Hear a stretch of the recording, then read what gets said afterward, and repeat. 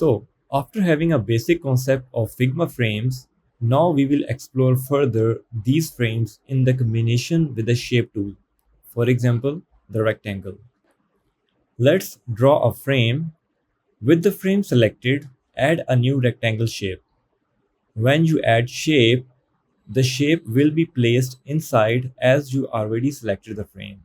There are some hints to ensure that your item is placed inside the frame. Number 1. In the layer panel, if your selected item is intended, it means it's inside the frame. Number 2. If you select your placed item and see the constraints option, it means your item is inside the frame. If you drag your item like a shape outside the frame, you will see that the constraint option will disappear. Remember, if shapes overlap each other, it does not mean that they inside the frame.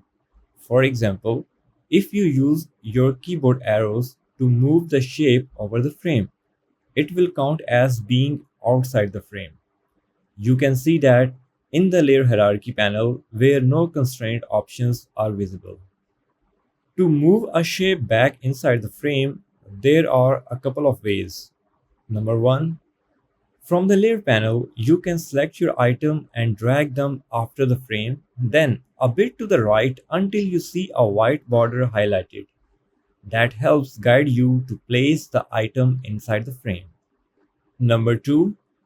Cut your selected item with a Ctrl X, then select the frame and paste it with Ctrl V. This will definitely place the item, your selected item, inside the frame. So I will wrap up this video here. Make sure you practice it before jump to the next video. We will cover the rest in the next video as well. As you can see, understanding the Figma's small tips and features is very essential. Once you get the experience of them, you won't feel lost when dealing with the complex interfaces or designing a detailed UI. See you in the next video.